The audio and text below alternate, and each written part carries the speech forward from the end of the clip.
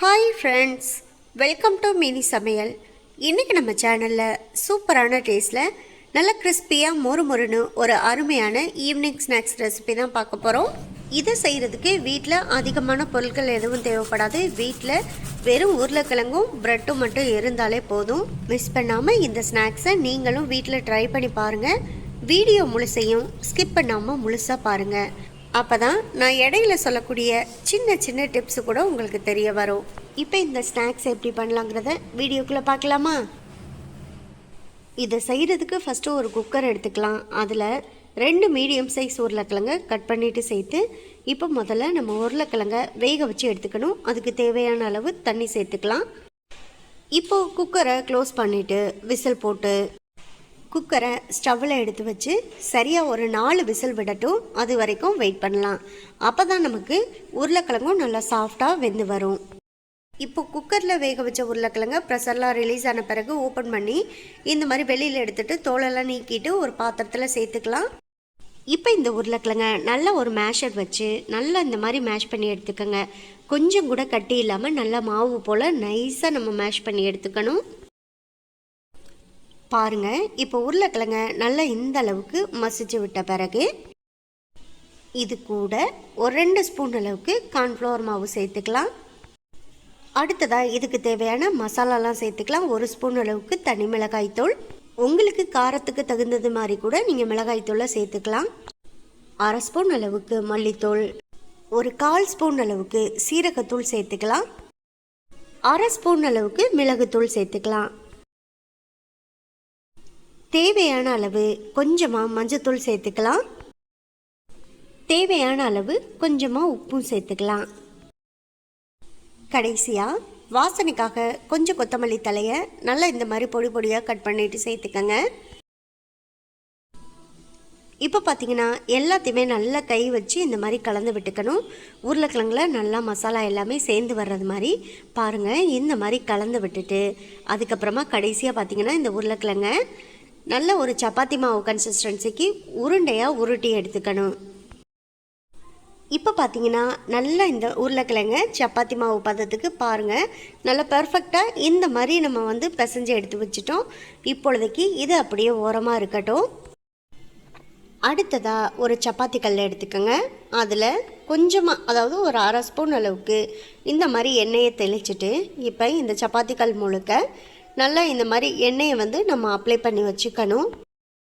அடுத்ததாக நம்ம இப்போ பசஞ்சு வச்சுருக்க உருளைக்கிழங்குலேருந்து பாதி உருளைக்கிழங்க நல்லா இந்த மாதிரி உருண்டையாக உருட்டி எடுத்துக்கோங்க. அதுக்கப்புறமா நல்லா சப்பாத்தி கல்லில் வச்சு கை வச்சு இந்த மாதிரி தட்டிக்கணும். ஓரங்களில் லைட்டாக வெடிப்பாக தான் இருக்கும். அது ஒன்றுமே பிரச்சனை இல்லை. ஏன்னா நம்ம ஓரங்களையெல்லாம் கட் பண்ணி தான் எடுக்க போகிறோம். கையில் உங்களுக்கு உருளைக்கிழங்கு ஒட்டுறது மாதிரி தெரிஞ்சால் கையில் கொஞ்சம் எண்ணெய் அப்ளை பண்ணிக்கோங்க. இப்போ ஓரங்களையெல்லாம் நல்லா இந்த மாதிரி கட் பண்ணி எடுத்துட்டு நடுவில் அந்த ஸ்கொயர் ஷேப்பை மட்டும் அப்படியே வச்சுக்கலாம். பாருங்கள், இப்போ இதை கட் பண்ணுறது பார்த்திங்கன்னா நம்ம ஃபிங்கர் சிப்ஸுக்கு எப்படி உருளைக்கிழங்கு கட் பண்ணுவோமோ அதே போல் தான் கொஞ்சம் நீளமாக நம்ம கட் பண்ணிக்க போகிறோம். கட் பண்ணும்போது கொஞ்சம் ஒரே அளவுகளாக பார்த்து கட் பண்ணிக்கோங்க. நான் கொஞ்சம் பெருசும் சிறுசுமாக கட் பண்ணிட்டேன். நீங்கள் கட் பண்ணும்போது அளவுகளை பார்த்து கட் பண்ணுங்கள். பாருங்கள், இப்போ கட் பண்ணதுலேருந்து நான் ஒரு பீஸ் உங்களுக்கு ஈஸியாக எடுத்து காமிக்கிறேன் பாருங்கள். அவ்வளோதான்.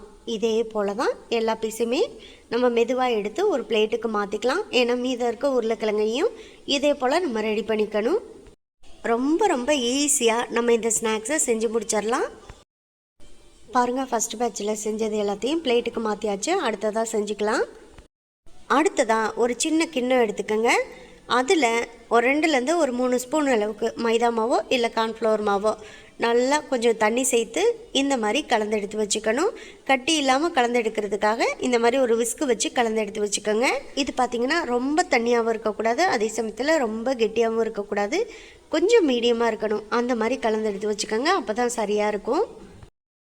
இப்போ பார்த்திங்கன்னா இது பெர்ஃபெக்டான கன்சிஸ்டன்சி. இது இப்படியே இருக்கட்டும். பக்கத்திலே நம்ம ரெடி பண்ணி வச்சுருக்க ப்ரெட் க்ரம்ஸையும் சேர்த்துக்கலாம். இப்போ நம்ம ரெடி பண்ணி வச்சுருக்க உருளைக்கிழங்க ஒவ்வொரு பீஸாக எடுத்து ஃபஸ்ட்டு மைதா மாவில் இந்த மாதிரி டிப் பண்ணி எடுத்துக்கோங்க.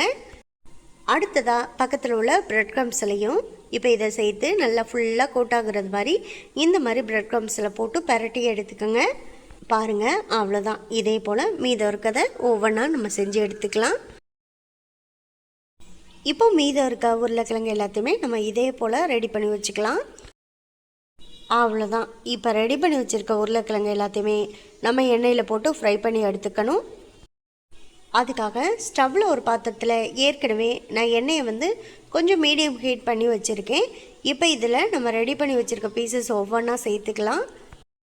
இது நல்லா ஒரு பக்கம் வேகட்டும். ஒரு பக்கம் லைட்டாக ஒரு கோல்டன் கலரில் செவந்து வரும்போது நம்ம கரண்டி வச்சு இன்னொரு பக்கமுமே திருப்பி விட்டுக்கலாம். பாருங்கள், இப்போ இது எல்லாத்தையுமே இன்னொரு பக்கமும் நம்ம திருப்பி விட்டு வேக வச்சுக்கலாம்.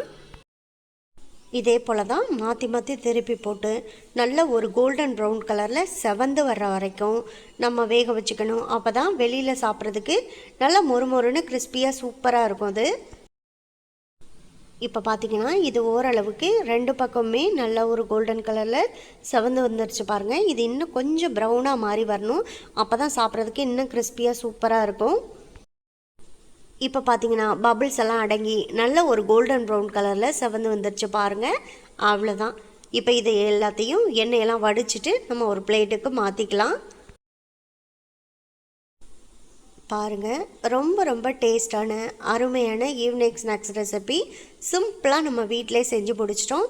இது சாப்பிட்றதுக்கு ரொம்பவே கிறிஸ்பியாக சூப்பராக இருக்கும். மிஸ் பண்ணாமல் நீங்களும் ட்ரை பண்ணி பாருங்கள். ட்ரை பண்ணி பார்த்துட்டு எப்படி வந்துச்சுங்கிறத கமெண்ட் பாக்ஸில் சொல்லுங்கள். இந்த வீடியோ உங்களுக்கு பிடிச்சிருந்தா இந்த வீடியோவை லைக் பண்ணி நம்ம சேனலை மறந்துடாமல் சப்ஸ்கிரைப் பண்ணிக்கோங்க. சப்ஸ்கிரைப் பண்ணும்போது பக்கத்தில் உள்ள பெல் ஐக்கானை கிளிக் பண்ணி வச்சிட்டிங்கன்னா நான் போடக்கூடிய குக்கிங் வீடியோ எல்லாமே உடனுக்குடனே உங்களுக்கு சேரும். உங்கள் ஃப்ரெண்ட்ஸ் அண்ட் ரிலேட்டிவ்ஸ் எல்லாருக்கும் ஷேர் பண்ணுங்கள். இதே போல் அடுத்தடுத்து நல்ல நல்ல வீடியோவில் சந்திப்போம். ஓகே, பாய்.